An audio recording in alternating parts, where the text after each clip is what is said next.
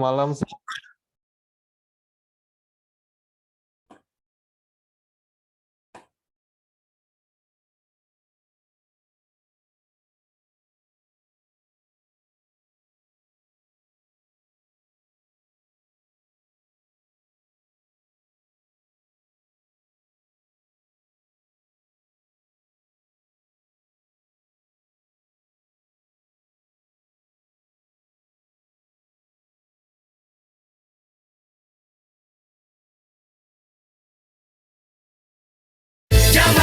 Zaman now, gak kayak gitu.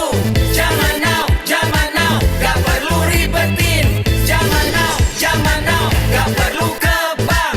Zaman now, Dua gampang. mantar-mantar beri digital saving. Buka rekening di sini, di sana, di mana-mana. Cari tempat nyamanmu, siapin wajah cakepmu. Dapat hadiah yang lo mau, cepat dibikin setuju. Buka rekening.bri.co.id, daftarnya di situ, jangan ragu-ragu. Siapkanlah ID-mu, foto video kecemu, tanpa datang ke bank. Dua gampang. Siapin setoran awalmu, buka akun Brimomu, beneran tanpa ke bank. Dua gampang. BRI, buka rekening zaman now. BRI, digital saving.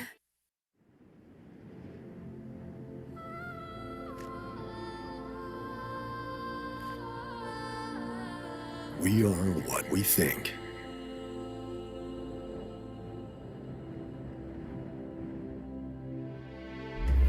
No matter who we are, let's think sharp. Let's think beyond.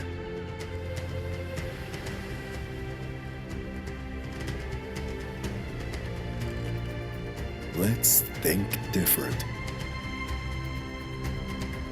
Let's think extraordinary. Let's think phenomenal. And let's make it come true. Think big with Mirai Asset.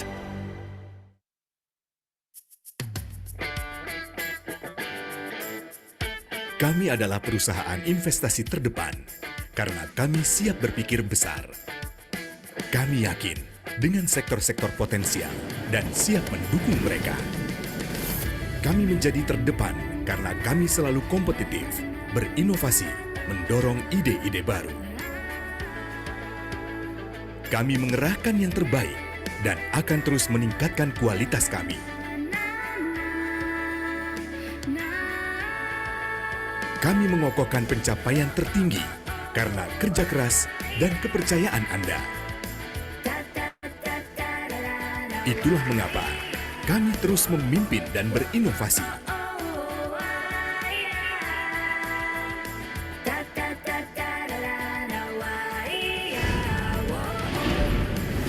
Karena kami, Mirai Asset.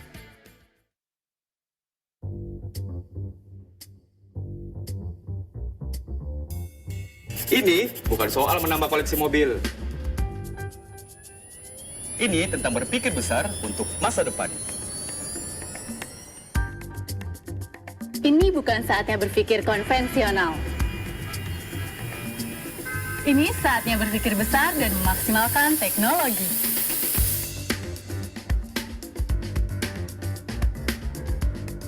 Ini bukan tentang diri sendiri. Ini tentang berpikir besar dan memberdayakan UMKM di sekitar kita. Think Big untuk kehidupan lebih ramah lingkungan. Think Big berbasis teknologi dan real-time update. Think Big bersama startup dan UMKM.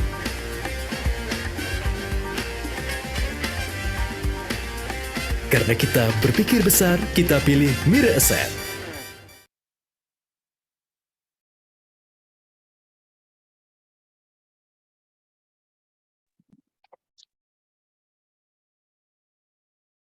Halo, selamat malam sahabat Wirasat. Wah, nggak kerasa ya kita bertemu di minggu terakhir kompetisi dan di minggu terakhir mentorship bersama dengan para mentor-mentor kece. Apa kabarnya nih sahabat Wirasat? Senang banget malam hari ini aku Glenda dari tim marketing Wirasat bisa menemani kalian untuk minggu mentorship terakhir di Host Championship Season 9. Dan malam hari ini juga tentunya teman-teman ya, aku mau ngucapin banyak-banyak terima kasih sudah rajin-rajin ya, sudah selalu mengikuti kelas mentorship bersama dengan para mentor kita, terutama di Hot Championship Season 9 ini.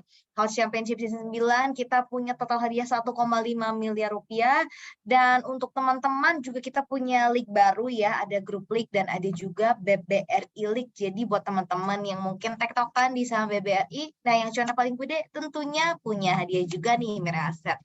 Dan tentunya untuk teman-teman yang daftarnya pakai RDN BRI itu kesempatan menangnya lebih banyak nih hadiahnya. Karena Hot Championship Season 9 juga didukung oleh sponsor kami yaitu BRI. Dan udah hadir juga bersama kita malam hari ini ada Mas Chandra dari tim ETF untuk membawakan materi sekaligus menjadi moderator. Malam Mas Chandra. Halo, malam Glenda. Apa kabar nih? Kabar baik, Glenda. Oke, kuning-kuning lampunya nih ya. Iya, Apakah nggak seperti apa-apa. IHSG agak galau gitu ya? Waduh. Waduh, berat ya. Hari ini apakah cuan? Kalau Mas Chandra sih rasa-rasanya cuan ya. Saya tidak main nggak masuk sih. Masih wait and see dulu hari ini. Mantau aja gitu ya. Oke, kalau cuan atau enggak kita harus nanya sama yang satu ini nih. Ya, Mentor kita Om Ben. Wih, Hai, apa kabar? glowing malam ini Oh, Om. kebalik. Glowing nih malam ini Om Ben. Lagi di mana Om? Lagi di suatu tempat, Oh, suatu tempat. Di sini ya. somewhere harusnya over the kita rainbow. tahu ya. Oke deh. Hari ini trading nggak Om? No trading, saya harus trading demi masa depan yang cerah dan penuh harapan. Demi kelangsungan hidup dan skincare ya Om. Nah, skincare. Skincare.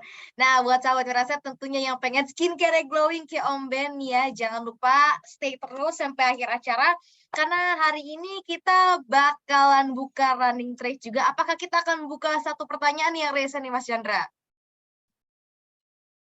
Boleh ya, Om Ben, kita akan coba di terakhir kita raisean ya. Jadi buat teman-teman yang pengen nanya langsung sama Om Ben ya, langsung aja dipantengin terus kelasnya sampai akhir.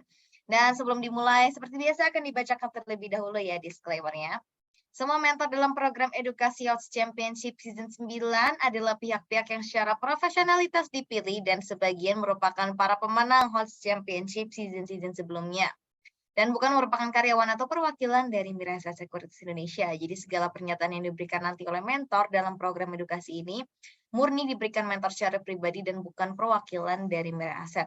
Meskipun sebuah upaya dan pengawasan telah dilakukan untuk memastikan keakuratan informasi yang tersedia, semua informasi dalam program edukasi ini dipublikasikan untuk tujuan informasi umum saja.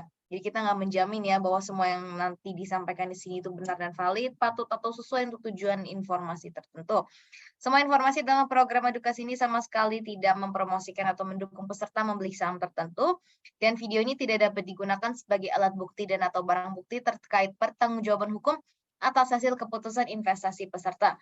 Peserta mengerti dan menyadari sepenuhnya bahwa dalam melakukan investasi dan atau transaksi di pasar modal mengandung resiko-resiko investasi. Oleh karenanya peserta wajib bertanggung jawab terhadap segala keputusan investasi dan atau tindakan yang diambil sehubungan dengan informasi yang didapatkan dari program edukasi ini. Peserta dengan ini membebaskan Mirasat sepenuhnya dari segala bentuk tanggung jawab, kerugian, tuntutan yang timbul, kerusakan, biaya, dan pengeluaran sehubungan dengan pengambilan keputusan investasi dan atau tindakan yang diambil terkait dengan informasi dari program edukasi ini. Baiklah, sahabat Mirasat, seperti biasa akan diawali dengan materi dari Mas Chandra, kemudian dari Om Ben, kemudian kita akan buka sesi Q&A ya. Jadi buat teman-teman yang pengen nanya itu silakan di kolom Q&A, jangan di kolom live chat karena nanti tidak terbaca. Oke, sebelum kita mulai, boleh nih ya di hari terakhir ini disapa-sapa dulu di kolom live chat. Hari ini gimana tradingnya, udah cuan apa belum? Boleh langsung di komen aja ya di kolom live chat. Dan tentunya langsung aja aku serahin kepada Mas Chandra dan juga Om Ben. Oke, thank you Glenda dan selamat malam sahabat Mira Aset. Semoga hari ini cuan ya, meskipun IHSG lagi merah nih. Oke, kita mulai dengan sedikit analisa fundamental. Salah satu bagian dari laporan keuangan yang mungkin banyak teman-teman jarang lihat, yaitu adalah sisi laporan arus kas nih. Nah, kenapa ini aku katakan penting juga? Karena kalau kita lihat laporan arus kas sendiri dapat membantu investor untuk melihat nih jumlah arus kas yang masuk maupun keluar di suatu perusahaan. Karena kalau kita tahu sendiri, kas itu merupakan aliran darah lah kasarannya untuk perusahaan nih. Perusahaan nggak bisa apa-ngapain kalau dia kekurangan kas kasarannya. Dan ini kegunaannya, yang pertama kita bisa melihat kemampuan perusahaan menghasilkan kas, dan bagaimana dia menghasilkannya. Lalu berikutnya kita juga bisa melihat likuiditas dan solvabilitas. Kita bisa lihat perusahaan bisa nggak sih dia bayar utangnya, bayar operasionalnya, atau dia bagikan dividen itu bisa atau enggak. Lalu kita juga bisa melihat perbedaan antara laba bersih dan juga arus kas yang diterima. Karena kalau kita lihat di laporan keuangan, itu pencatatannya itu berdasarkan accrual basis. Jadi, bisa aja perusahaan itu belum dapetin uang kasnya, tapi mereka sudah bisa mencatatkan transaksi tersebut ke dalam penjualan. Jadi, seringkali tidak sama nih antara laba bersih dan juga kas yang diterimanya. Lalu yang terakhir itu melihat transaksi keuangan yang berhubungan dengan investasi dan juga pendanaan.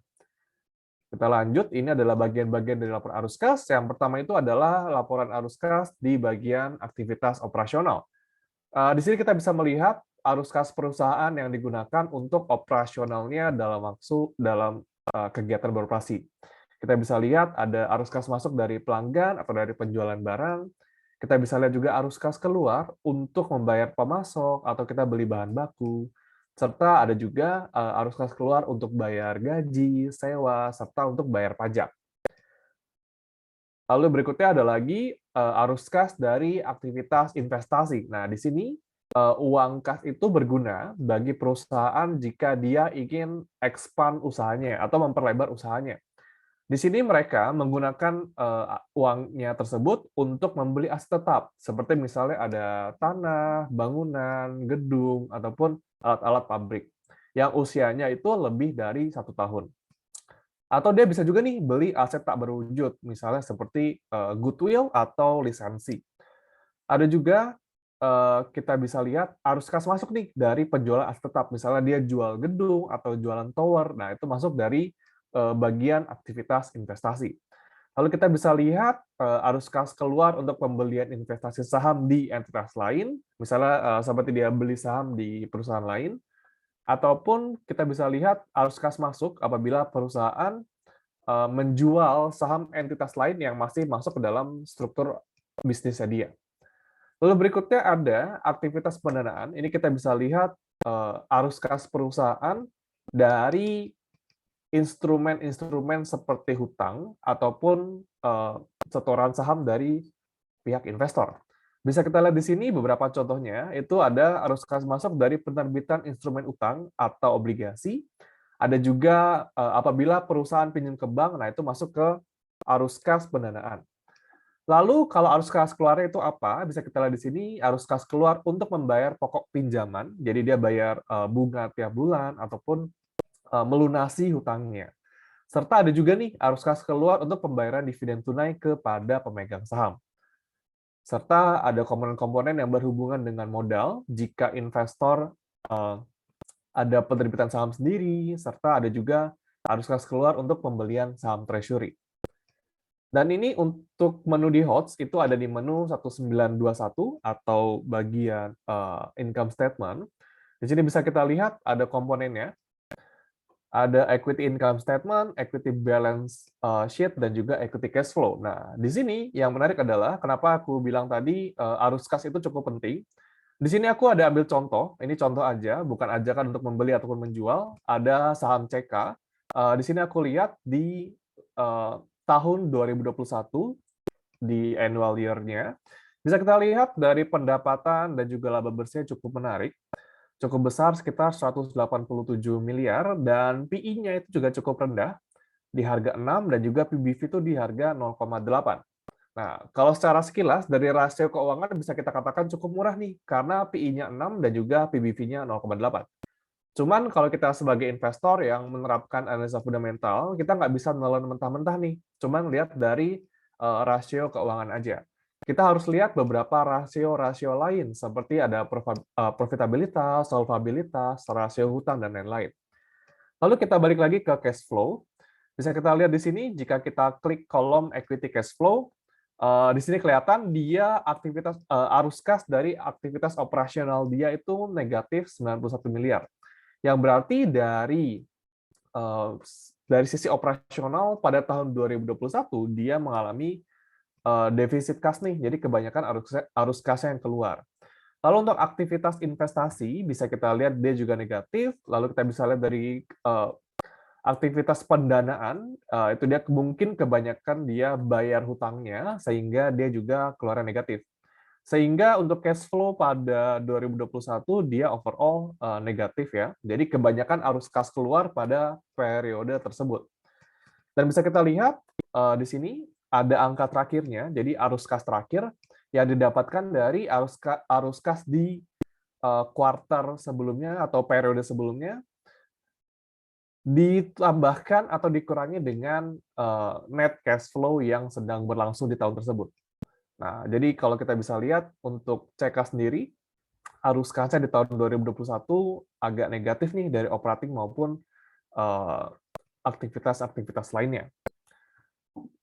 Dan untuk fitur lainnya, di menu ini bisa kita lihat juga ada beberapa rasio-rasio keuangan penting yang sering investor lihat. Ada PI, PBV, DER, ROA, ROE, dan juga operating profit margin. Jadi teman-teman bisa explore sebagai bahan bantuan nih untuk analisa laporan keuangan. Jadi mungkin itu aja untuk topik aku pada malam hari ini. Untuk sesi berikutnya, saya pindahkan ke Om Ben. Halo, malam Om Ben. Malam, ya malam. Ya, silakan Om. Oke. Oke. Terima kasih teman-teman ya. Ini mentorship terakhir di week 5 seperti itu ya. Terima kasih untuk sebelumnya saya mengucapkan terima kasih ya teman-teman sudah setia untuk ikutan terus ya, berpartisipasi, belajar bareng-bareng ya. Semoga apa yang saya sampaikan ini bisa bermanfaat ya buat teman-teman ya. Nah, untuk sesi terakhir ini saya akan mengambil pembahasan ini ya teman-teman ya. Ambil pembahasan tentang panic sell ya, panic sell di mana market merah ya seperti hari ini ya, karena menurut saya ini hal yang penting yang harus teman-teman ketahui. Supaya apa? Tentu saja supaya teman-teman ini juga bisa memanfaatkan ya, bisa memanfaatkan dari market merah ya, berkah di balik kepanikan market ya. Jadi itu yang akan saya sampaikan, mungkin nggak terlalu lama, cuman saya rasa penting ya buat teman-teman ketahui ya, karena hari ini ya kita ngerti ya IHSG kita ya seperti di layar ini ya, panic selling ya, yang di atas adalah chart dari menitan ya, chart menitan seperti itu. Yang di bawah adalah chart daily ya. Ini saya ambil dari host versi PC ya, seperti itu ya, host desktop ya. Supaya nggak terlalu sadis ya, warna merahnya saya ubah ke abu-abu ya. Jadi supaya lebih nyaman di mata kalau dilihat ya. Kalau ada koreksi abu-abu bukan merah ya. Kalau merah kan biasanya udah parno banget, waduh merah gitu ya. Tapi kalau abu-abu mungkin sedikit lebih membantu teman-teman supaya teman-teman ini nggak terlalu nggak terlalu parno sama market ya. Yang terjadi hari ini ya teman-teman bisa lihat di layar ya, teman bisa lihat ya.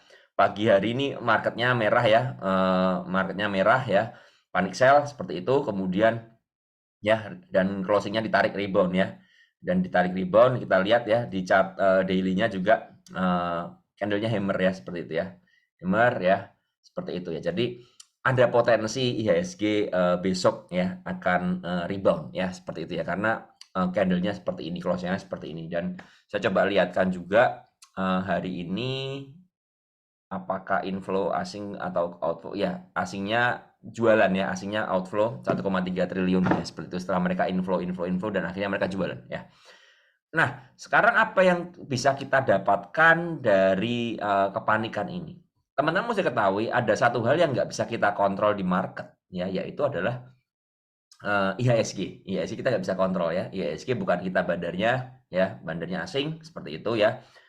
Mayoritas saham-saham dengan market besar dikuasai asing. Nah, lalu bagaimana ya kita sebagai retail ini, sebagai trader, apakah hanya pasrah ya melihat dan lain sebagainya? Tentu saja enggak ya.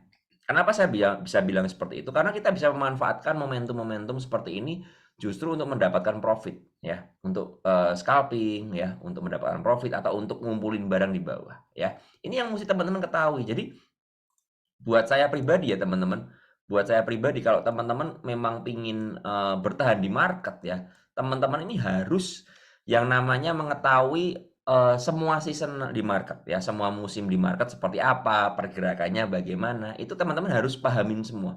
Karena kenapa? Karena kita pasti mau nggak mau akan menghadapi market yang seperti ini berulang terus ya. Dan ini sudah terjadi dari beberapa tahun sebelumnya juga ya. Jadi nggak perlu heran kalau marketnya seperti ini. Nah, market bisa seperti ini kenapa sih? Karena rata-rata teman-teman bisa lihat ya, indeks dari global ya, yang menjadi acuan yaitu Amerika Dow Jones ya. Dow Jones-nya pada di kemarin ya, di hari Jumat itu merah dalam sekali ya, Entah apa penyebabnya, entah inflasi atau kenaikan suku bunga dan lain sebagainya, kita nggak ngerti ya. Dan menurut saya kita juga sebagai trader yang baru belajar ini, kalau memang mau mencari secara fundamental nggak ada masalah ya.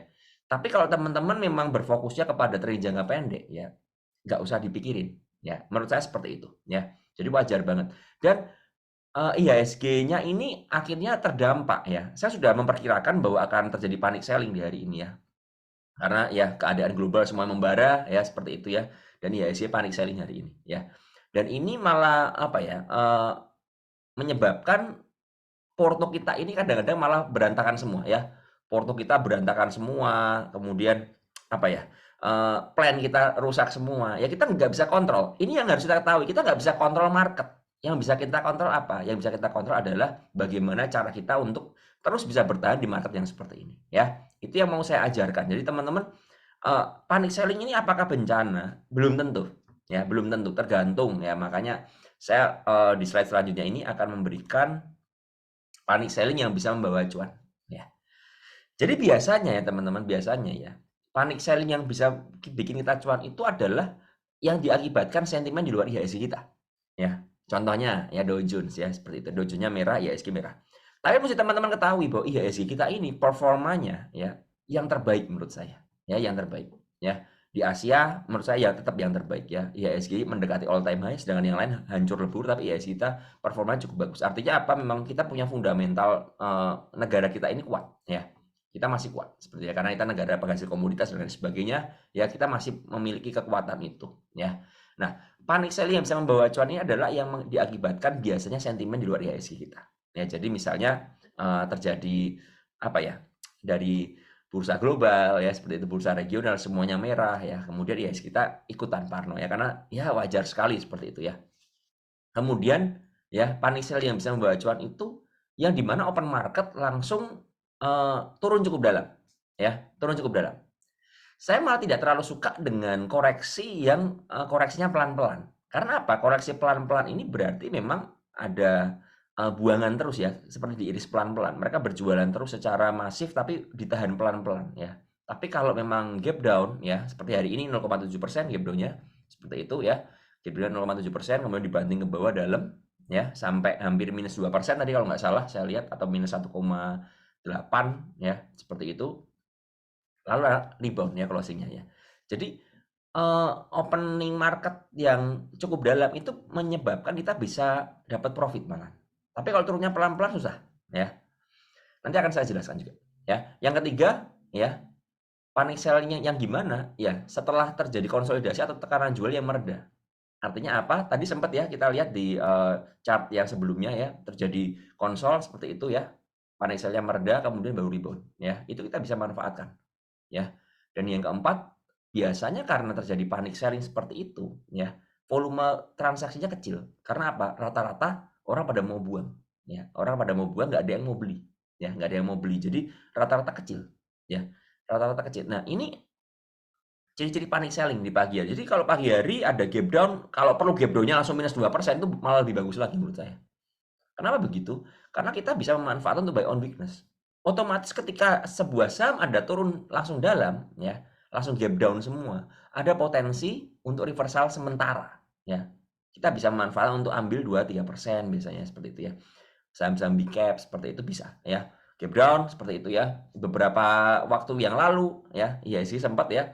Perbankan opennya hampir open ARB semua ya, open ARB ya, tapi ada potensi rebound ya, ada potensi rebound ya, kita bisa manfaatkan ya. Jadi panic selling ini pun juga kita bisa manfaatin teman-teman. Ini yang harus kita ketahui. Nah, ada syaratnya. Ada syaratnya apa? Supaya kita bisa mendapatkan profit dari panic selling yang pagi-pagi ini ya, kita harus memiliki kriteria-kriteria ya. Kriterianya apa ya? Nah, syaratnya apa? Yang pertama teman-teman harus punya cash, ya, atau punya money management yang sangat terukur sekali, ya. Jadi buat teman-teman yang sudah FOMO-an, all in, all margin, yang nggak ada harapan menurut saya, nggak ada harapan, ya, tidak bisa susah untuk mencari profit di market panic selling. Karena apa? Kalian FOMO. Sesimpel itu, kalian FOMO. Kalian nggak punya analisa, kalian nggak punya plan. Yang kalian lakukan cuma FOMO, ya kan? Orang lain beli apa, sahamnya bergerak, sahamnya lagi naik daun, kalian ikutan beli, ya. Kan rata-rata seperti itu ya. Wah, saham ini naik, ikutan beli. Saham ini turun, panik semua, ya. Kalau kalian nggak punya cash dan nggak punya money management, kalian nggak akan bisa dapat profit, ya. Dan yang kedua, udah nggak punya cash, nggak punya money management, tidak punya analisa, ya kan? Tidak kenal saham yang trennya bagaimana, ya. Di season 1 ya, week 1 maaf. Week 1 saya menjelaskan ya bagaimana cara kita melihat kompas dari pergerakan saham. Kita harus kenal saham ini arahnya kemana. Turun, naik, atau nggak jelas, ya, atau sideways, ya. Dan harus dilihat juga tidak dalam posisi distribusi. Kita kenal sahamnya apa aja. Kita punya inceran. Oh, saya punya inceran saham A, saham B, saham C. Ya, karena apa? Karena saya mengenali, oh ini trennya bagus. Dalam posisi akumulasi, ya kan? Karena itu saya mau masuk dengan cash dan money management yang sangat terukur sekali. Ya, kalau kita tahu 2 poin ini teman-teman, ini 2 poin ini adalah poin pertama, yaitu kalian memiliki money management dan trading plan. Ya, jadi udah nggak ada harapan nih buat teman-teman yang nggak mau belajar. Ya, sangat tidak ada harapan buat teman-teman yang nggak mau belajar. Sangat nggak ada harapan buat teman-teman yang sudah menyerah di market di awal, nggak ada harapan. Ya, nggak ada harapan. Tapi buat teman-teman yang mau belajar, ya, mau apa ya, mau terus mengupgrade diri, ada harapan untuk bisa profit menurut saya, ya. Syaratnya itu. Kemudian yang ketiga, kalian harus punya kesabaran untuk menunggu entry. Ya, entry harus sabar, ya. Entry harus sabar. Entry terbaiknya kapan sih? Menurut saya, entry terbaiknya adalah ketika teman-teman sudah melihat bahwa saham ini udah sideways. Ya, udah sideways atau udah mereda. Ya. Atau kalau marketnya panic sell di pagi hari, langsung pagi-pagi open ARB seperti itu ya. Kita bisa memanfaatkan untuk spekulasi buy. Tentu saja nggak boleh all in ya.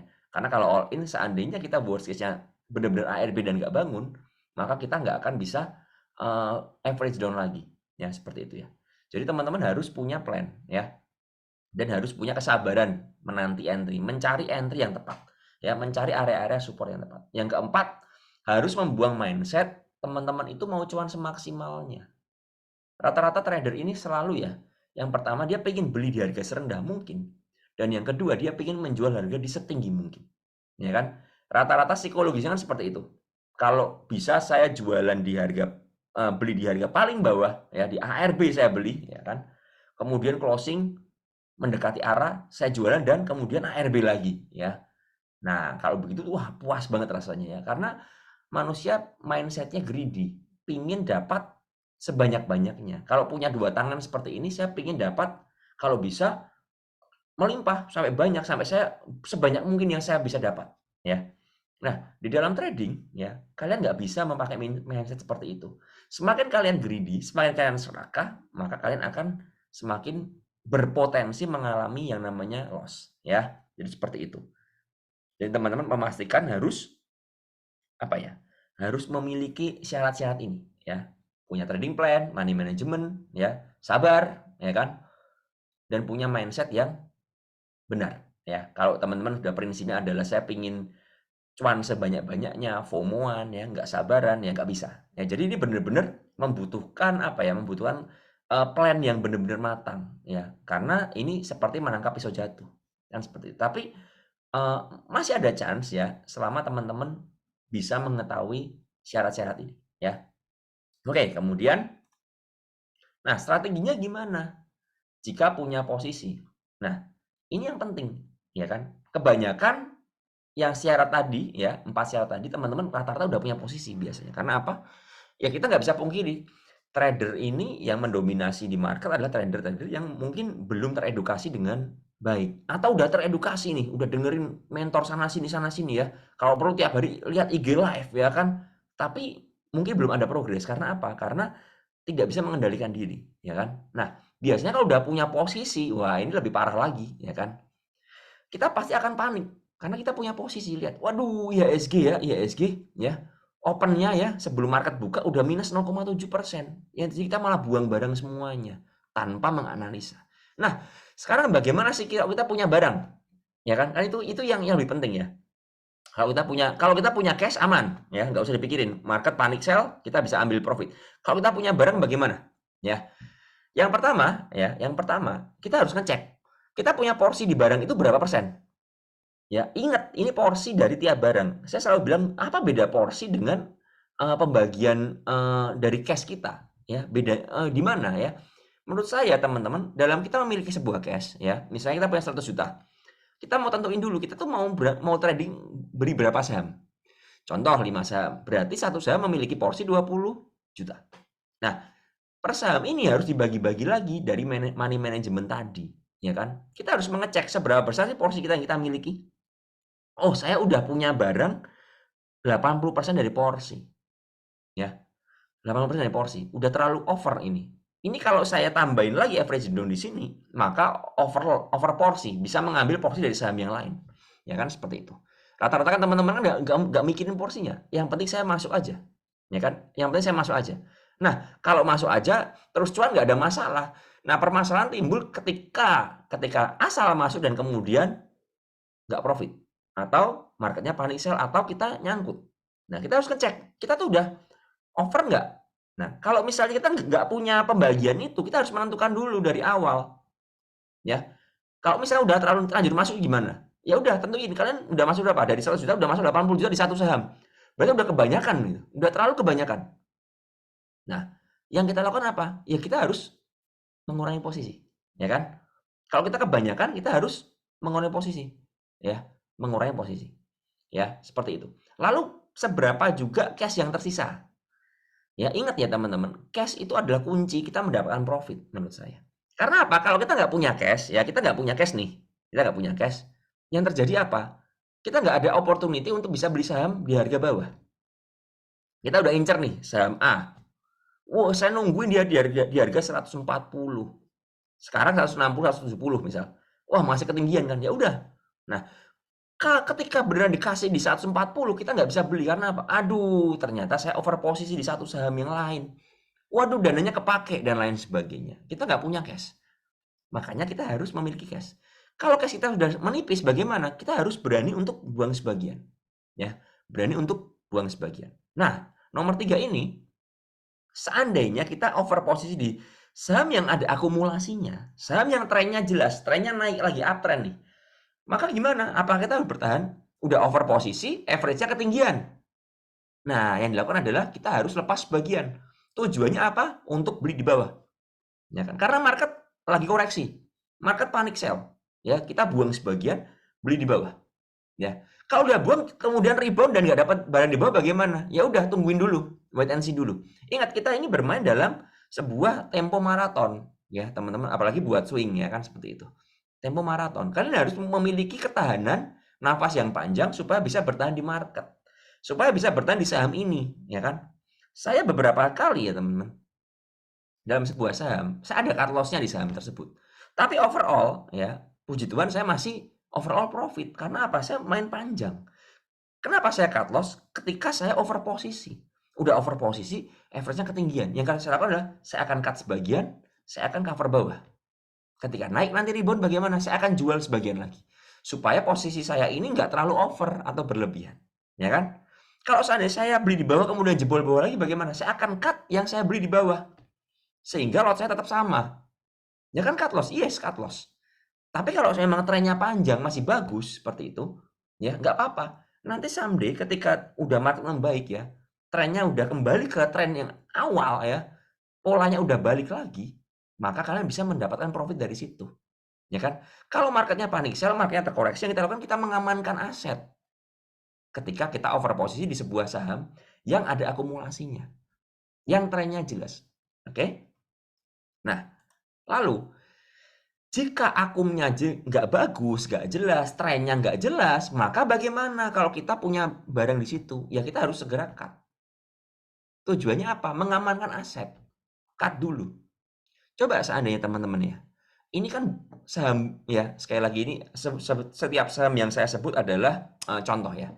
Saham bumi ya seperti itu ya, saham bumi. Bayangin kalau kalian nggak cut ketika kalian masuk di harga 200-an. Sekarang berapa? 140 kalau nggak salah ya. Ini berapa sih sekarang? Saya malah nggak sempat lihat. Coba saya cek saham bumi. 137 saham bumi. 137 saham bumi ya. Bumi 137 seperti itu ya. Hari ini ARB lagi ya, masih dikunci ya kan? Ya. Sellernya besar sekali seperti itu ya. Maka yang kita lakukan bagaimana? Ya kita cut dulu harusnya. Ketika beli di atas mau buy on break seperti itu, gagal breakout, ya kita keluar. Tujuannya apa? Mengamankan aset. Trennya patah, misalnya seperti itu. Kita keluar. Kalau mau masuk lagi bagaimana? Boleh, nanti dianalisa lagi. Ini yang penting gitu teman-teman ya. Nah, yang kelima, kalau mau masuk saham, masih ada saham yang kalian perjuangkan karena kalian merasa, oh saya masih mau bertahan di saham ini. Ini trennya saya rasa bagus ya. Ini akumnya oke. Boleh nggak? Boleh-boleh aja. Ya kan? Cari di mana area supportnya. Ya. Ketika buangannya mereda bagaimana? Baru mulai memutuskan nyicil entry. Yang terakhir, yang keenam, kalau sahamnya ARB, jangan entry duluan. Karena apa? Akan berpotensi ARB lagi. Atau boleh nyicil. Misalnya, ya, oh hari ini ARB udah ARB 2 kali, 3 kali. Oke lah saya mau nyicil. Misalnya saya masuk 100 juta. Saya masuk dulu 5 juta atau 10 juta dulu deh. Boleh nggak? Boleh ya, boleh aja. Nanti ARB lagi beli lagi. Dan seterusnya. Selama trennya masih bagus, selama ada akumulasi. Ya, jadi teman-teman harus memanfaatkan. Ya, bisa memanfaatkan untuk mendapatkan barang-barang diskon. Yang terjadi trader sekarang tuh kan gini. Kalau harganya diskon, ya teman-teman ini malah apa? Malah nggak mau beli. Kalau harganya naik, rally, dikejar. Ya kan? Waktu bumi di harga 70, 60, jarang yang mau beli. Padahal akumnya udah bagus, udah kelihatan. Nah, waktu bumi di harga udah FOMO nih, udah di harga 150, 160 dikejar. Terus dikejar sampai akhirnya ya terjadi koreksi. Ya, wajar banget ya teman-teman, wajar banget. Ya, ada hal yang sangat wajar ketika bumi terkoreksi, ketika dia udah rally terlalu tinggi. Nah, ini yang kita harus ketahui. Nah, ketika marketnya panic sell, ketika marketnya terkoreksi, inilah momentum kita untuk apa? Untuk mencari saham-saham diskon. Ya, karena kalau kita teman-teman nggak mengerti ini ya, ketika marketnya merah, teman-teman nggak akan dapat profit. Kalau market hijau, ya marketnya rally, semua dapat profit, gampang. Semua cuan, semua jago dalam trading. Tapi kalau marketnya merah, ini akan menguji kita. Kita masih bisa nggak bertahan? Kita masih bisa nggak? At least. Nggak usah cuan deh, at least kita meminimalkan kerugian, mengamankan aset. Ini yang sangat penting buat saya ya, menurut saya. Karena apa? Kalau marketnya masih jelek, ya, yang penting saya selamatin dulu. Nanti kalau marketnya bagus, saya akan cari profit lagi. Ya, saya akan cari profit lagi ketika marketnya sudah kembali membaik. Ya, itu yang saya lakukan. Dan ini terulang terus, teman-teman. Siklus selalu terulang. Hanya orang-orang yang mau belajar dari market-market merah ini akan jadi trader yang sukses. Akan jadi trader yang bisa memahami. Tapi kalau teman-teman maunya marketnya hijau terus, ya rally terus, ya teman-teman nggak akan pernah dapat yang namanya progres untuk benar-benar jadi trader yang mandiri. Ya, oke, materi saya sekian segini aja teman-teman. Semoga bisa membantu dan mencerahkan. Saya kembalikan ke Pak Chandra. mantep banget Om Ben. Jadi memang begitu ya teman-teman ya. Semua orang bakal jago pada saat market uptrend dan akan kesulitan pada saat market sedang lagi downtrend ataupun panic selling. Dan benar yang dibilang Om Ben, kita harus menyiapkan banyak hal untuk tetap profit dan mengamankan cash kita terutama. Kita harus siapkan trading plan dan sortir juga saham-saham bagus serta tahu alasan kita beli sahamnya untuk apa. Oke, kita langsung masuk ke sesi Q&A. Boleh teman-teman yang ingin bertanya ke Om Ben, taruh aja pertanyaan di Q&A box, nanti akan saya pilihkan. Oke, ada yang bertanya Om seputar akumulasi dan juga distribusi dari Bapak San. Om Ben, akumulasi yang bagus itu seperti apa Om? Ya, kalau ngomong akumulasi yang bagus itu seperti apa, ya teman-teman gini, teman-teman harus belajar. Akumulasi itu apa sih? Akumulasi proses mengumpulkan, ya, ngumpulin. Siapa yang ngumpulin itu harus diketahui dulu, ya kan? Jangan-jangan yang ngumpulin retail, ya kan? Alias retail nerima buangan bandar, kan begitu kan? Nah, teman-teman harus melihat, cara lihatnya bagaimana? Paling gampang memang dari broker summary. Ya, dari broker summary bisa dilihat siapa seller, siapa buyer. Saya selalu bilang kita harus mengenali siapa buyer dan sellernya dulu. Lalu sellernya ini misalnya sellernya ini adalah market maker gitu ya, broker-broker yang dipakai oleh market maker seperti itu, ya. Dan dominan jualannya. Nah, kita harus ngerti jualannya ini gimana. Mereka jualan di harga atas atau jualannya neken ke bawah, alias ngeguyur. Kalau ngeguyur ya hindarin aja. Kalau jualannya di harga atas masih bisa dimanfaatkan ya karena itu mereka memarkup harga untuk jualan di harga atas. Kan seperti itu. Selama harganya bergerak naik kita bisa memanfaatkan untuk scalping. Lah, lalu akumulasi yang bagus itu bagaimana? Yang harganya sebenarnya itu nggak kemana-mana. Malah kalau bisa turun. Tapi bandarnya atau broker tertentu itu ngumpulin terus. Ya, mengumpulkan barang secara apa? Yang pertama masif, yang kedua konsisten. Masif itu harus dilihat seberapa banyak dia ngumpulin. Hari ini dia beli ya sekian, besok dia beli lagi nggak, besoknya lagi dia beli lagi nggak. Lalu dibandingkan dari sellernya berapa ya? Oh sellernya kecil-kecil, sellernya cuman broker-broker yang biasa dipakai teman-teman retail. Yang beli ini broker-broker yang kita nggak terlalu kenal nih, nggak familiar. Mereka akumulasi secara besar. Nah harus dilihat kalau penurunan dengan akumulasi adalah chance kita untuk beli.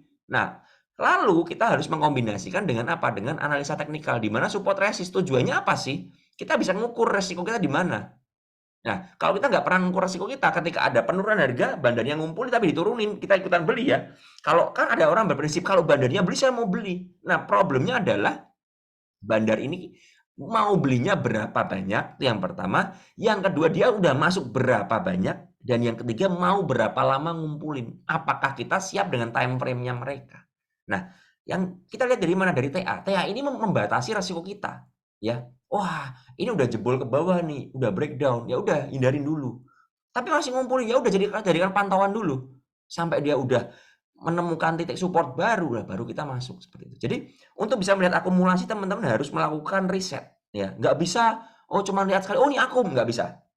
Ya, atau lihat oh pakai software nih, ada akum, ada apa. Mungkin yes bisa, tapi kadang-kadang bisa false ya seperti itu ya. Jadi teman harus belajar bagaimana cara melihat broker summary, melihat volume ya, dan kemudian melihat TA-nya bagaimana seperti itu.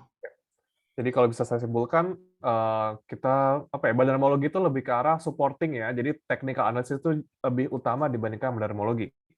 Dan teman-teman harus tahu masing-masing saham itu bandarnya itu siapa, karena biasanya ada bandar-bandar kas tertentu ya Om Ben ya. Oke. Kita lanjut nih, lanjut dari yang bandarmologi tadi, pertanyaan dari Bapak Andika Kusuma. Om Ben, bagaimana cara untuk mengindikasi bandar yang mulai crossing saat saham rally itu, Om Ben? Mengindikasi bandar yang crossing di saham rally. Ya. Kalau crossing itu biasanya memang kadang-kadang sedikit tidak bisa dilihat ya, nggak bisa dilihat secara pasti, tapi kita bisa lihatnya begini. Kalau ada bandar yang lagi crossing ya seperti itu, biasanya akan ada pertukaran harga ya di area tertentu, di harga tertentu. Tiba-tiba kalau kalian bisa lihat dari dan transaction-nya, biasanya langsung segelondong ya, berapa ratus ribu lot ya gitu perpindahan begitu dengan sangat cepat ya. Itu bisa aja crossing. Ya, crossing yang terlihat di market. Tapi kalau crossing yang terlihat di luar market ya, semisal perpindahan antar sekuritas, kita nggak bisa lihat. Ya, kita nggak bisa lihat. Makanya salah satu kelemahan broker summary. Nah, kalau sahamnya uptrend, menurut saya crossing ya udah diabaikan aja. selama sahamnya uptrend, ya kan? Artinya apa? Kalau sahamnya uptrend kita kan mengikuti tren. Selama trennya masih naik ya kita ikutin aja. Kan seperti itu. Ya, selama belum patah tren ya ikut aja. Kalau udah patah tren bagaimana ya kita simpel keluar. Karena menurut saya sangat susah sekali untuk mengetahui secara presisi bagaimana apa ya yang namanya terjadinya crossing gitu loh. Ya kan? Kita nggak bisa ngerti secara detail, tapi yang bisa kita lihat kan bagaimana trennya. Kalau trennya masih naik mau crossing mau apa bodo amat kalau saya. Kalau saya seperti itu sih. Oke. Lalu kita lanjut Om ke yang tentang panic selling. Nah, ada pertanyaan nih Om. Kan misalnya kita beli barang pada saat panic selling tuh, misalnya pada saat market lagi drop nih. Nah, apakah strategi trailing stop itu efektif untuk menghadapi panic selling atau market koreksi nih Om? Nah, gimana? Strategi trailing stop terkadang nggak berguna. Karena Oke. apa ya? Karena gap down, ya kan? Karena gap down. Kalau trailing stop kita di bawah ya, ini misalnya jadi di harga closingnya kemarin 740 ya seperti itu ya. Kita trailing stopnya di berapa? Misal di 670, ya kan? Gap down ke 690, ya berguna trailing stop kita jalan. Kalau kita pasang trailing stop di 700, bagaimana? Ya nyangkut di over barang kita kan.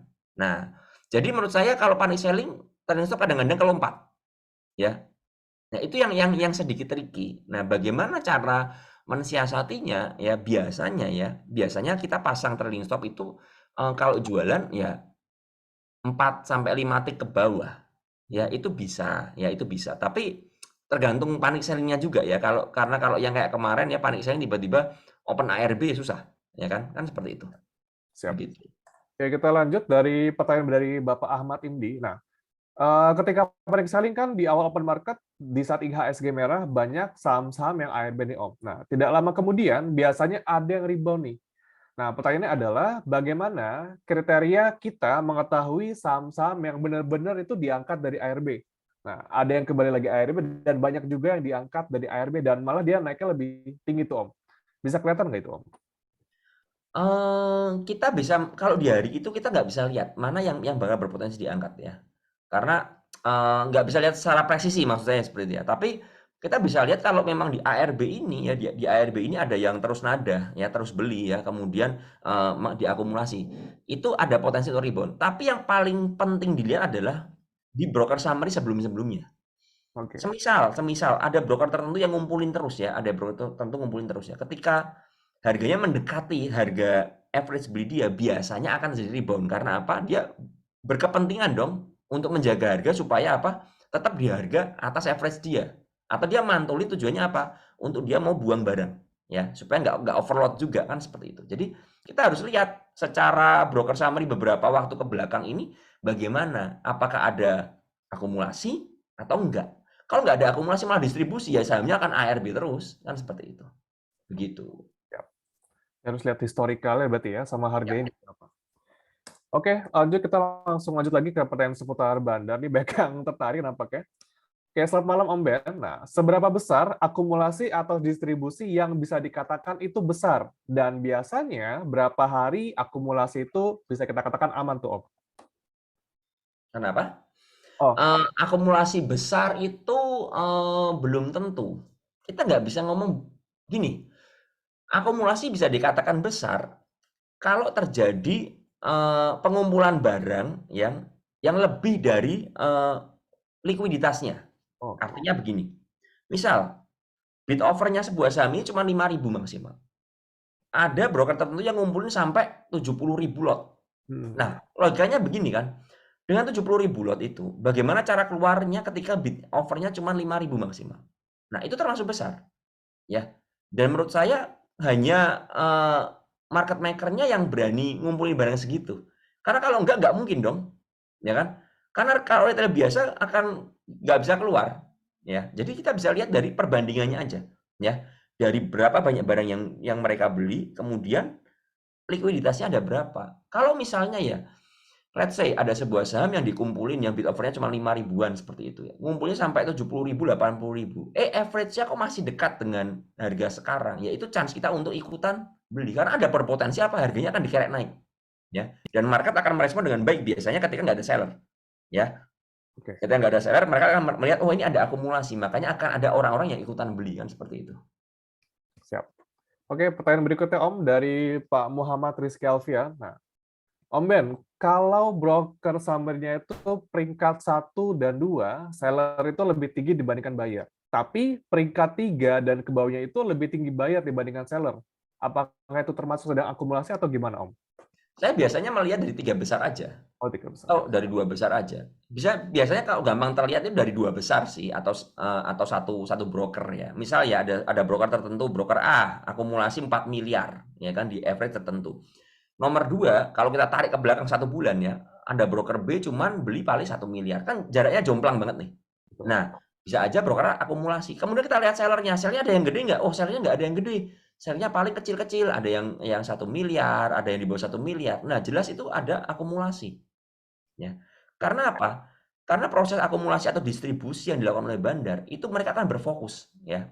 Mereka akan punya satu tujuan. Sedangkan retail ini nggak punya satu tujuan. Retail ini kadang-kadang random. Ada yang mau jual, ada yang mau beli, dan lain sebagainya. Nah, kita bisa lihat dari situ. Itu salah satu faktornya. Tapi apakah bisa benar dengan presisi? Belum tentu.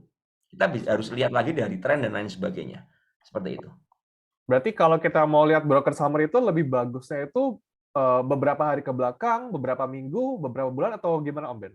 Saya biasanya melihat broker summary mulai apa? Mulai terjadi kenaikan harga. Oh, kenaikan. Ya. Atau mulai muncul volume. Ya kan?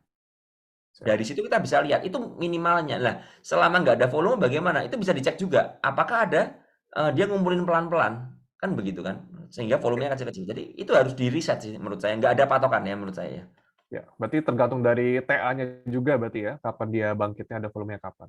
Ya, Oke, betul mungkin sekali. dari sisi Q&A secara chatting itu aja. Kita buka sesi Q&A secara langsung nih, Om Ben. Bagaimana, Om? Silakan. Jadi untuk di sesi ini, sahabat Mirai Aset yang ingin bertanya langsung ke Om Ben, boleh tolong untuk raise hand aja. Nanti akan kami pilihkan yang bisa bertanya. Tapi untuk di sesi ini, jangan tanya langsung tentang saham ya, karena untuk tentang saham nanti kita ada di sesi berikutnya. Ada running thread tentang saham. Oke, nampaknya sudah ada yang pertama dari Ibu atau Bapak Bu Ilium. Boleh tolong dibantu? Oke, halo, selamat malam. Wah, nampaknya masih malu-malu atau kepencet mungkin. Kita tunggu sebentar. Oke, kita geser ya ke Pak Pradika Audiar Muhammad. Halo, selamat malam. Halo, selamat malam. Ya, silakan pertanyaannya, Pak. Malam, Om Ben. Malam ya. Ya, mau tanya Om Ben. Semisal kita kena guyuran nih Om Ben, di satu saham kena guyuran. Nah, itu kalau misal kita udah pasang stop loss, nggak kena, itu kita stop loss di bawahnya lagi apa gimana Om Ben? Ya, kalau kena guyuran udah jelas ya, memang itu guyuran ya, udah jelas kan namanya guyuran ya. Kita bagaimana ya, kita harus cut, mau nggak mau kan begitu ya kan. Kalau kena guyuran, stop loss kita nggak kena, ya kita akan harus melakukan cut secara manual. Oh, kalau misalnya nggak, kan kayak misal di True tuh, di saham True yang itu tuh, saya kan pasang stop loss tuh Om. Nah, nggak kena tuh Om, nggak kena, malah jadi cut loss-nya malah jauh di bawah. Iya, nah Bapak harus mengerti ada beberapa saham ya yang memang karakter penggerak harganya seperti itu. Ya, bidnya palsu semua, bidnya dicabut, ya ganjelannya kemudian diguyur. Nah, kalau seperti itu bagaimana? Nggak bisa pakai yang namanya trailing stop atau stop loss. Nggak ada tuh SL. Yang ada adalah kita harus mantau. Ya, jadi kenali kita bermain di saham apa dulu. Dari mana kenanya? Lihat aja historikalnya. Pernah nggak terjadi seperti itu? Bagaimana pergerakan harganya? Lalu kita harus lihat bid offernya palsu semua nggak? Oh, ternyata palsu semua nih, ganjelan semua nih. Aslinya cuma tipis-tipis, tapi diganjelin 10.000. Nah, 10.000 kalau dicabut semua ya hilang, tinggal likuiditas aslinya kan. Setelah hilang bagaimana? Kalau dia mau guyur ya langsung diguyur berapa papan ke bawah. Makanya saya selalu bilang di minggu sebelumnya kita harus melihat partisipasi marketnya ada nggak? Kan begitu. Kalau sebuah saham nggak ada partisipasi market, maka yang terjadi adalah ya wajar seperti itu. Tiba-tiba ARB, kalau kita lihat dari chart ya, chartnya itu chart 1 menitannya langsung lurus ke bawah. Karena apa? Nggak ada yang beli dengan jumlah sebanyak itu, alias market maker-nya menciptakan likuiditas palsu. Itu nggak ada cara lain, kita harus mantau. Kalau pakai trailing stop, pakai stop loss pasti nyangkut di atas seperti itu. Kalau udah nyangkut bagaimana? Ya harus cut. Mau nggak mau. Ya anggap aja kita apes aja ya main di saham yang bandarnya seperti itu ya. Kalau saya pribadi, saya kalau ketemu saham yang udah ada historical seperti itu, saya nggak mau main di situ. Seperti itu. Oh, siap Om Ben, dicatat. Makasih Om Ben, makasih banyak. Oke, thank you. Untuk penanya berikutnya ke Pak Andreas Koandri. Halo, selamat malam Pak Andreas. Selamat malam. Halo. Ya, halo Pak. Ya, halo, selamat malam. Malam-malam Pak. Ya, malam Om Ben, malam Chandra. Mau tanya, kalau misalnya sahamnya dibuka gap down, contohnya pagi ini seperti Pegas atau Harum, itu kira-kira gimana kita harus bersikap besokan harinya nih, begitu? Ya itu dilihat ya. Kalau dibuka gap down seperti itu, Dan kita harus lihat dan kebetulan ARB gitu. Nah, kalau ARB ya jelas Pak, kalau udah ngomong ARB ya besok bagaimana? Besok pasti akan turun lagi. Ada potensi turun lagi kan. Harum ya coba ya, saya coba lihat Harum. Harum ini minus 4, something ya, 4,9%.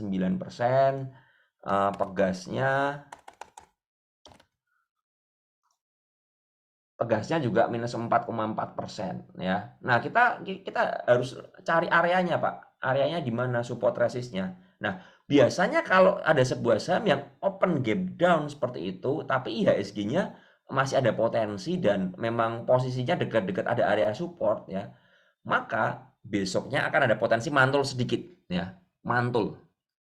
Dan Mantul kalau nggak untuk kuat naik akan mengisi untuk lanjut turun. gapnya itu ya. Kenapa Pak? Mantul mengisi gapnya. Gap itu akan Bisa. terisi gitu ya. Bisa mengisi, bisa enggak Pak. Bisa Bisa langsung tidak nyosor ya. ke bawah. Oke. Nah, bagaimana cara strategi kita? Saya biasanya kalau udah ada yang gap down seperti itu ya, saya akan pasang stop loss di mana untuk besoknya. Ketika jebol dari low hari ini. Misal Pegas ya. Pegas ini low-nya tadi di 1685. Ya, saya akan stop loss 1675. Seperti itu. Karena nggak boleh melanjutkan penurunan, Pak. Kalau lanjut penurunan bahaya sekali. Ya, kalau memang besok dia bisa bertahan di area-area dekat low tadi ya dan rebound, maka ada potensi apa nutup gap. Ya, jadi lihat seperti itu. Tapi kita nggak bisa memungkiri harus melihat juga keadaan market global dan market IHSG kita. Karena yang Bapak sebutkan tadi adalah saham-saham yang ada korelasi. Ya, ada korelasinya. Terutama Pegas ya. Kalau Harum kan terkadang sahamnya suka-suka ya. Terkadang dia kan saham komoditas nikel ya. Kita lihat dari harga komoditasnya juga ya kan seperti itu. Tapi kalau saya lihat Harum memang 2 hari terakhir buangan besar sih Pak. Seperti itu.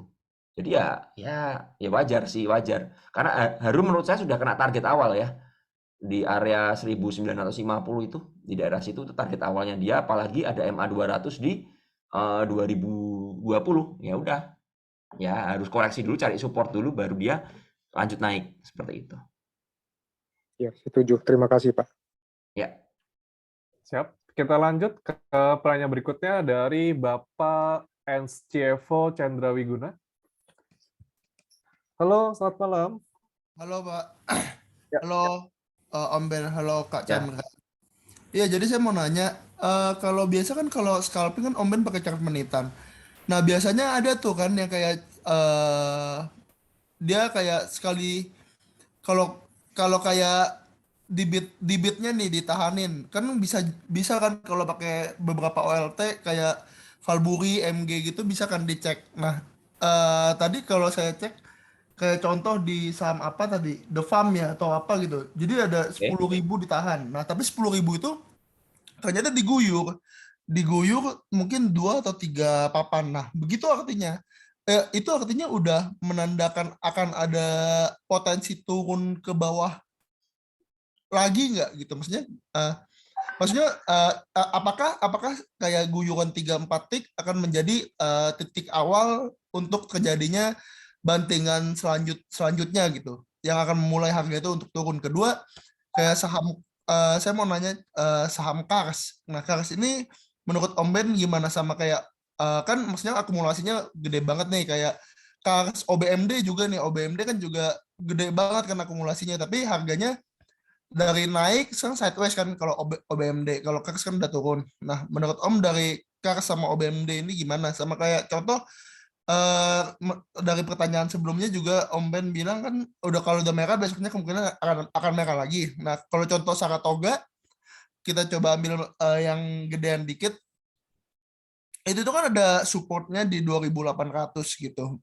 Menurut Om Ben, apakah besok akan kayak gimana sih skenario-nya gitu? Dan akan CL di berapa? 2780 kah atau gimana? Oke, gitu aja ya, Om Ben. Thank you. Oke, ini panjang ya. Tadi yang pertama guyuran ya. Kalau ada guyuran berapa papan, 3 atau 4 papan ya, apakah akan membuka potensi terjadi panic sell atau guyuran berikutnya? Yes, jelas pasti, ya kan? Yes, jelas. Kecuali ada orang ya atau trader atau kelompok yang nahan harga. Artinya apa? Ketika ada guyuran 4 papan ya, otomatis kan habis itu ada panic sell ya. Ada yang mau jualan lagi. Nah, ketika ada yang jualan lagi, ada yang ngeganjel dan nge-HK ke atas. Artinya ada perang antara buyer dan seller. Kalau ada buyer dan seller, perang bagaimana? Ya tergantung menang mana. Barangnya banyakan mana? Uangnya banyakan mana? Kan begitu. Buyer dan seller ini. Kalau tidak ada buyer yang nahan, yang terjadi adalah harganya akan turun jelas. Karena apa? Marketnya akan panic sell. Ya. Jadi itu adalah start awal untuk terjadi panic sell. Karena apa? Contoh seperti ini. Saya dapat ya, misalnya saya ngantri di harga 100 sampai 104. Diguyur sampai 99. Wah, saya kok dapat semua nih. Nah, kalau saya panik terjadi apa? Saya akan buang di bidnya lagi. Ya kan? Menyebabkan efek domino kan. Panik. Ya kan? Panik. Itu bisa. Tapi kalau ada yang nahan harga, apalagi ada yang ngejagain di harga tertentu ya, bahkan ditarik ke atas, berarti memang ada perang ya. Kalau cuma dikasih bid doang gimana, Om Ben? Kayak kemarin juga ada saham apa gitu dari tinggi nih, dari tinggi banget balik kayak ke harga kuning atau mungkin 2+2-3%, tapi kayak bidnya itu diganjel Om Ben setiap papan kayak 10.000 nggak tahu ya apa dia markdown pakai barang dia sendiri, dibuang ke bid dia sendiri atau gimana, tapi kayaknya enggak deh, soalnya dia kayak pecahan gitu kan. Maksudnya random gitu dan bukan split order kan. Kalau split order kan kelihatan kan Om Ben kayak dia mungkin acak tapi kayak angka-angkanya gitu aja dan di satu waktu yang sama gitu. Nah, ini enggak, ini tuh kayak ya pokoknya setiap papan diganjel 10.000 lah kalau nggak salah, dan dikasih retail kayak turunnya pelan-pelan tangga. Nah, tapi bukan indikasi market maker yang ngiris retail gitu. Maksudnya kayak, nah tapi harganya ya closingnya maksudnya kempesnya jauh banget, jarumnya tinggi banget Om. Ya jelas kalau jarumnya tinggi banget kan jelas ada tekanan jual atau ada panic sell seperti itu kan. Nah kalau ada yang ngeganjel gitu gimana? Besoknya ada potensi naik. Ya kan rata-rata besoknya kan naik kan. Masih ada naik sedikit lah. Nah entar naiknya berapa banyak? Nah tergantung dari yang menerima barang ini. Ya kan, kalau dia cuma ngeganjel doang, kenapa dia nggak mau nge-HK? Karena percuma kalau nge-HK akan ngeluarin sangkuter. Makanya dia ngejagain. Beberapa contoh, ini contoh aja SBMA. SBMA kemarin closingnya merah kan. Hari ini open hampir naik ke 300. Ya kan? Artinya apa? Karena udah penurunan yang dalam begitu tapi dijagain ya. Kemudian dinaikin. Biasanya apa? Naikin untuk sell on strength. Ya. Sell on strength orang yang terima di bawah atau mungkin scalper yang punya duit gede nampungin di bawah, ya kan? Closing ditebelin bidnya, besoknya ditarik, kemudian dia jualan. Ya, hanya memanfaatkan momentum jangka pendek aja. Tapi kalau memang tidak ada orang yang nampung ini nggak cukup kuat, beberapa kejadian ya, besoknya malah naik sedikit kemudian ARB. Karena apa? Dia nggak mau nge-HK ke atas. Dia cuma pengen keluar aja deh. Dia mungkin merasa terlihat broksu, mungkin waduh, kok broksunya jelek sekali. Yang terjadi apa? Dia naikin untuk apa? Exit. Nah, ini yang terjadi. Jadi tidak bisa jadi acuan, Pak. Tapi yang pasti jelas kalau ada jarum yang terlalu panjang, ya ada potensi koreksi. Mendingan hindarin dulu. Jelas kan, karena itu ada sangkuter. Ya kan ada orang nyangkut, ya kan, ada yang ngeguyur dan lain sebagainya. Mendingan hindarin dulu sampai dia ada akumulasi lagi atau mereda, baru kita memutuskan kalau mau entry ya entry, ya seperti itu. Itu yang pertama. Kemudian pertanyaan berikutnya apa Pak? Bisa diulang? Tadi ada beberapa. Iya, Kang, sama OBMD gitu. Maksudnya kan by Broksum sebulan, it's fair enough kalau bilang bandarnya itu nggak bakal bisa keluar gitu kan, dengan jumlah yang banyak dan AVG yang cukup tinggi kan, di markup ke atas dengan volume yang besar gitu kan. Nah, menurut Om Ben ini gimana nih? Contoh kayak kemarin saya Kars itu udah floating 14,4%, tapi saya nggak jual kan karena pembalikan di awal habis RB berjilid kan. Nah, ternyata sekarang kembali ke semula gitu. Bahkan saya sempat AVG up jadi rugi 2% dari plus 14%-an. Menurut Om Ben gimana tuh? Jadi gini, salah satu kelemahan dari Broksum adalah kita itu nggak bisa ngerti. Makanya saya dibilang, ya Broksum itu hanya mengindikasikan, tapi kenyataan di lapangannya bagaimana? Kita nggak pernah bisa tahu ya kebenarannya bagaimana. Apakah RF, ya kan pakai RF kan kalau nggak salah Kars kan, yang akum. Apakah RF hari ini, coba lihat, RF hari ini masih beli, tapi yang jualan MG, ya MG, TP sama YU, ya kan. Nah, teman-teman harus mengerti yang tadi saya bilang, bandarnya ini udah masuk berapa banyak, targetnya masuk berapa banyak, ya kan, dan berapa lama dia mau mengakum. Let's say begini, kalau seandainya bandarnya RF ini mau beli lagi sampai harga 70, let's say ya, contoh aja, kita siap gak? Nah, ini yang jadi pertanyaan gitu loh. Jadi bukan melulu, oh bandarnya beli, saya beli, bandarnya nggak jual, saya nggak mau jual. Ya nggak bisa begitu. Kekuatan kita seberapa, Pak? Kekuatannya seberapa? Nah, apalagi Bapak harus lihat Kars ini dari harga 50 ya, rally sampai berapa? 140-an. Ya, 140. Ya, kemudian ARB sekali, 2 kali, 3 kali, 4 kali, yang kelima baru bangun kan? Yang kelima baru bangun, kemudian hari ini ARB lagi, ya kan? Karena mungkin marketnya panik sekali, akhirnya ada yang mau jualan lagi. Atau yang nyangkut di atas ini, mungkin MG nyangkut di atas, dia lihat chance, dia jual. Kan seperti itu. Nah, RF-nya kenapa nggak mau bangunin? Sengaja ya, Om ya, supaya dia ngerjain MG-nya nggak sih, ngerjain MG sama CP. Biar ya, kan, bisa aja, bisa aja. Uang, tapi sengaja supaya mereka mau cut loss di bawah, nanti baru ditarik lagi sama RF-nya. Bener nggak? Ya bisa aja, kan bisa aja. Makanya saya selalu bilang, apakah MG dan RF satu tim, saya nggak ngerti. Ya kan, kalau seandainya satu tim ya sudah, mereka tukar-tukaran barang. Kalau nggak satu tim, kalau memang RF-nya memang masih mau beli di harga bawah, dia lihat marketnya panik sell, masa dia mau HK ke atas? Ngapain? Bakar duit kan? Benar-benar. Ya kenapa turunin aja supaya semua panik, sampai di bawah dia tampungin semua, selesai. Kemudian berarti dia emang sengaja untuk merusak TA dia. Maksudnya kan kalau sekarang kan dia belum turun sebagai lower low dari candle yang kemarin yang Marubozu tinggi tanggal 22 September kan. Maksudnya kalau ini untuk diberikan lagi, berarti dia sengaja dong untuk membuat retail-retail yang bermain dengan TA akan semakin panik gitu. Wah, ini break support sebelumnya nih, support terdekat candle sebelumnya gitu. Nah, sekarang saya coba pinjam screen ya, Sekarang saya mau tanya, kalau chartnya seperti ini, TA-nya gimana, Pak? Menurut saya supportnya yang paling dekat adalah di 99 karena berdasarkan candle yang hijau Marubozu itu loh, Om Ben. Nah, saya tanya, supportnya udah diuji belum, Pak? Ini lagi mau diuji. Nah, berarti apa? Berarti belum diuji kan? Artinya tidak ada pengujian support. Nah, sedangkan kalau kita lihat chartnya yang model seperti ini, Pak, kita nggak bisa pakai TA, Pak. Ini mau pakai TA gimana?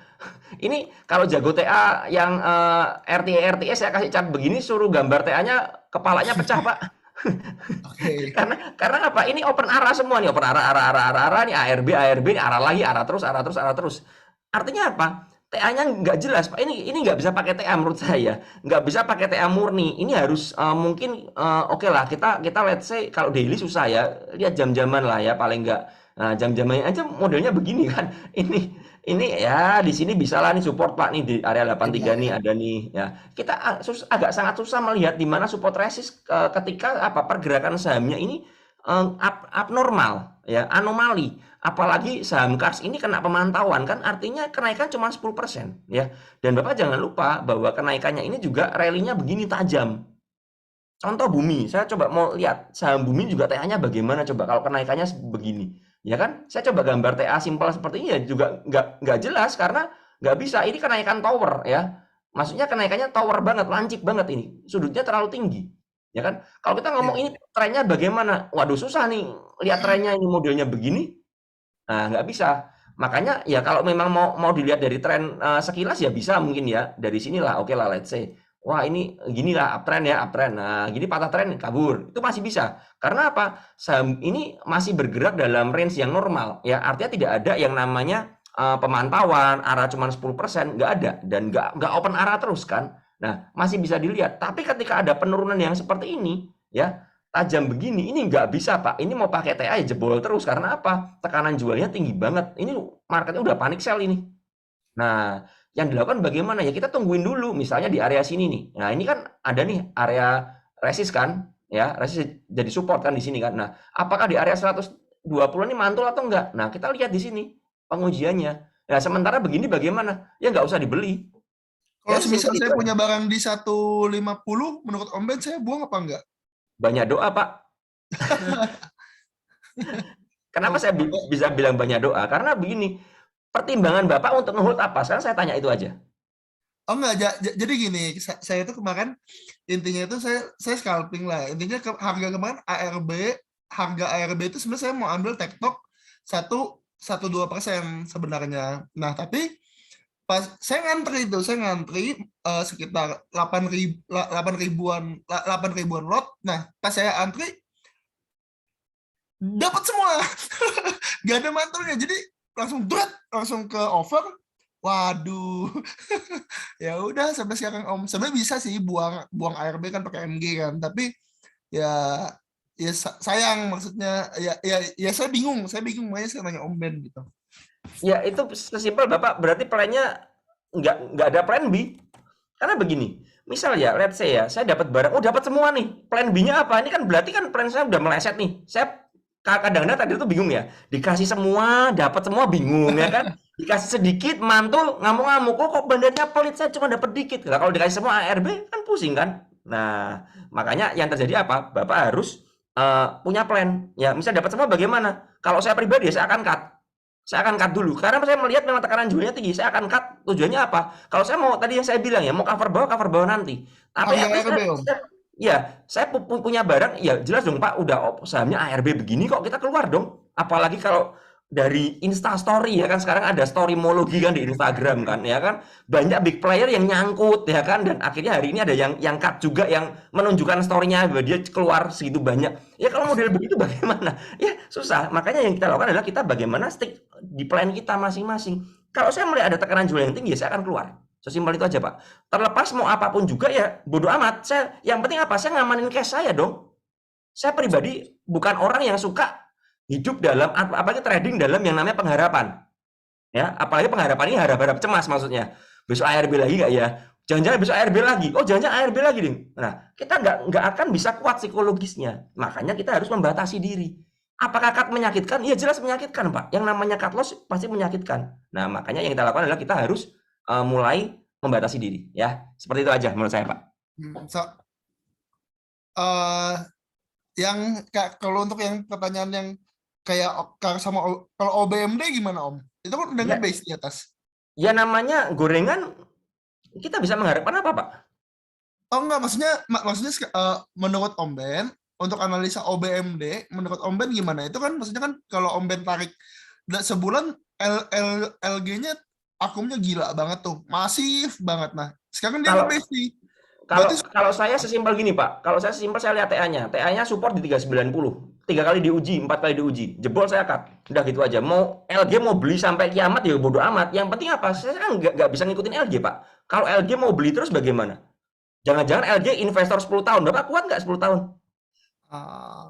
Simpel kan? Kita harus berpikir begini Pak. Kita harus berpikir bagaimana cara kita mengamankan porto ya. Seperti itu aja. Oke. Saya kembalikan ke Mas Chandra aja biar adil yang lain ya. Mas Chandra masih ke-mute nih mic-nya. Enggak nyala. Mungkin saatnya beli mikrofon baru. Halo Mas Chandra. Wah, kayaknya overheat nih gara-gara Om Ben nih. Awal ini di hari terakhir setengah jam banget nih Om Ben. Mungkin gimana? Udah nyala? Nah, ada oke. Nah, harus kayaknya beli baru aja. Overheat ya. Beli baru. Baru bisa. Gimana Om Ben mau masuk running trade? Oke, lanjut. Boleh. Oke, teman-teman, kita langsung masuk ke sesi running trade ya. Ya, di sesi ini teman-teman boleh nanya saham apa aja. Belum, woi, langsung banyak. Oke, langsung Udah, Mas boleh. Chandra pilih aja, Mas Chandra yang pilih Oke, ya. yang pilih ya. Om mau yang saham second liner atau mau yang blue chip atau bebas, Om? Bebas, saya ikut aja. Bebas, siap. Banyak banget ya. Nih, kalau dilihat-lihat saham third liner kebanyakan. Yang udah pernah kita bahas-bahas juga keluar juga tuh, Om. Kalau Ya, bahas boleh. berulang, boleh juga atau mau bahas yang baru, Om? Bebas, ikut aja. Siap. Wah, banyak banget. Ntar, sambil aku lihat-lihat dikit chartnya ya, apakah itu saham-saham baru IPO atau bukan. Mau berapa saham kita, Om? Ya, 3 boleh lah ya. Ya, Om lagi senggang atau gimana malam ini, Om? Mau ada acara atau gimana? Ada. Ini mau kumpul-kumpul sama anak-anak Surabaya nih. Wah, dari Surabaya ternyata. Jadi kita nggak boleh sampai malam banget ya. Kita nggak bisa sampai jam 10 nih. Wah, nggak Oke. bisa. Bayarannya mahal nanti. Waduh, oke, boleh di stop. Boleh untuk di stop. Aku udah dapat beberapa saham. Oke, untuk yang pertama boleh Om, KJEN, Om. Kejen. Kajen. Ya. Oke, Kajen. Aduh, ini saham. Ya. Ini menarik sih. Sebentar. Saya coba cek. KJN.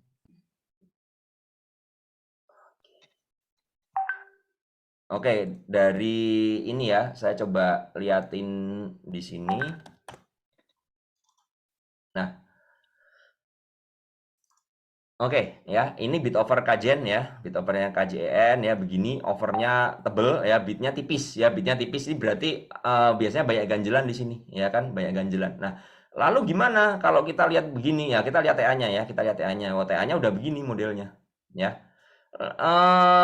Secara target udah kena lah, oke lah di sinilah target. Nah, udah kena di target ya. Jadi ya buat saya pribadi udah nggak menarik. Kalau punya barang ya silakan pasang trailing stop ya kan, seperti itu ya. Kenaikannya udah terlalu tinggi tapi volume masih gede ya.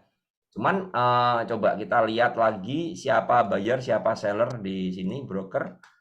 Oke, buyernya MG ya, kayaknya MG ya.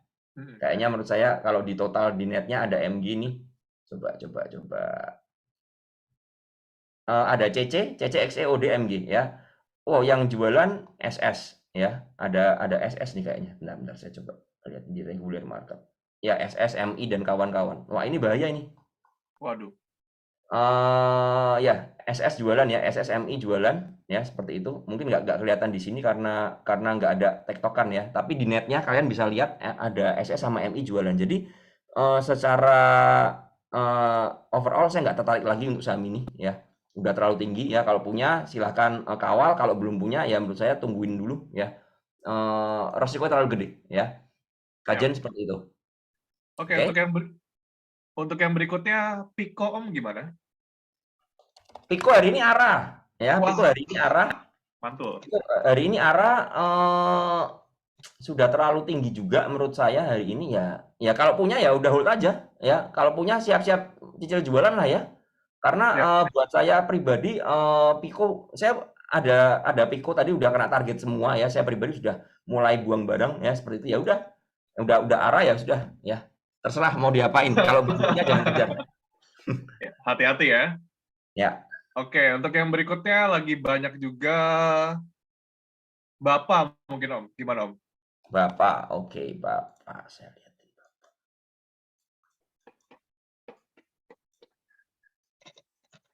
Wah, Bapak ini saham yang sedikit ya gitulah. Saham gorengan banget ya, banget ya. Oke, saya coba share ya. Mana. Ya, ini Bapak begini ya. Dia arah, sempat hampir arah, kemudian koreksi ya, mantul ya kan. Nah, kita coba lihat di sini Bapak.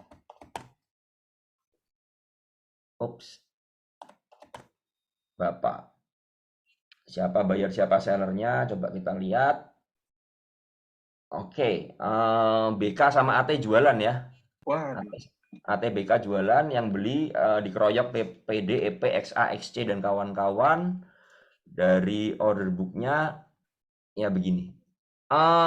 Saya pribadi untuk Bapak masuk di harga sekarang enggak ya. Saya akan lebih menunggu apa kalau dia berhasil menguji 133 lagi ya.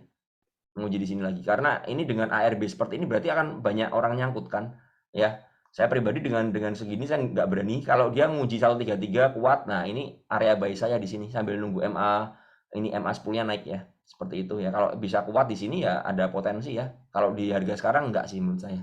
Seperti itu. Oke. Disclaimer on ya. Disclaimer on Yap. teman-teman. Oke, lanjut lagi Om. Request 2 lagi biar genap, biar 5 Om, Ya. boleh Om? Siap. Boleh.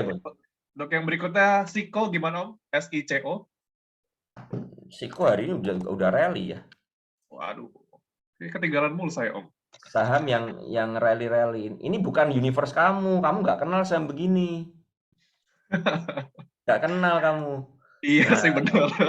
Siko begini modelnya, bayarnya MG ya, sellernya YP ya, sama-sama kuat. Nah, ya kalau dari TA ya selama di atas 204 oke lah ya. Kalau nguji-nguji, kalau beli di area pucuk ya enggak lah ya. Ya kita lihat closingnya gimana, bid overnya. Wah, closingnya di over ya. Ya ada potensi koreksi nih Siko Masian ya. Yap. Ya, MG beli ya, YP jualan gede gitu. Oke. Untuk yang terakhir, bentar saya lihat dulu, saya nyari saham-saham yang jarang dibahas mungkin ya. Nah. Ini yang spam chat BKSL banyak banget nih. Kenapa itu? Kamu menyangkut ya? Oke, kita lanjut coba. Untuk Antam gimana Om Ben? Wah, ini saham Antam. Oke, Antam. Ya. Antam. Antam capnya begini. Sudah jebol ya? Oh. Begini ya, turun dengan volume saham komoditas ya. Saham komoditas ini mesti diketahui ya, Antam ini kan ada perpaduan antara nikel sama gold ya. Kita ngerti ya, kalau teman-teman main di saham komoditas jangan lupa lihat harga komoditasnya ya. Dalam posisi gold ini koreksi berat ya. Koreksi berat goldnya kalau teman-teman ini gold kayak gini ya. Saham gold komoditasnya begini, downtrend ya. Downtrend ya. Ini membentuk penurunan terus ya. Seperti itu ya. Sekarang dia lagi mau membentuk lower high ini. Nah, kalau begini bagaimana ya, jelas sahamnya pasti akan terkoreksi ya, apalagi marketnya panik begini ya. Kalau dari TA-nya sendiri ya, TA-nya supportnya Antam di area ini ya, 1870-an ini. Ya, area sini ya, dari 1900 1870-an di kotak ini. Nah, di sini ya, ini pembelian aman di daerah sini. Ya, sedangkan kita lihat posisinya Antam ini MA 200 ya. Ini saya hapus dulu biar nggak ganggu. MA 200 ya, dia berhasil menguji sekali-sekali nih jebol, di sini jebol, terus ke bawah menguji MA 200 dan nggak kuat ya. Jadi dia akan coba menguji area resist ini, support ini ya.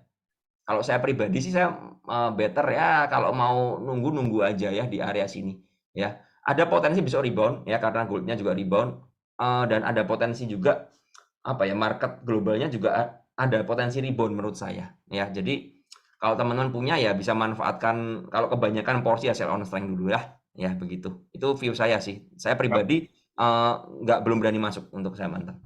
Oke, jadi teman-teman tadi ada beberapa saham yang sempat disebutkan, itu perlu digarisbawahi ini sebagai ajang edukasi aja, disclaimer on, bukan ajakan untuk membeli ataupun menjual, itu dikembalikan lagi kepada masing-masing sahabat Mere Aset, keputusan investasinya. Dan mungkin itu aja dari sesi kita hari ini, sudah lewat cukup banyak dari jam 8.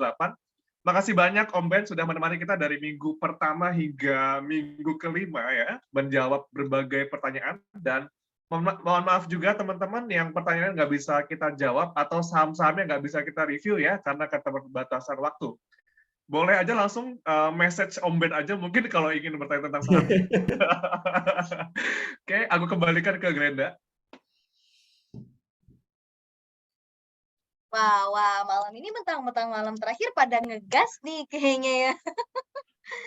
Oke, sahabat Wirasa, terima kasih banyak sudah join kelasnya Om Ben udah 5 minggu berturut-turut. Semoga nggak bosen-bosen ya. Kita ketemu terus di sesi mentorship.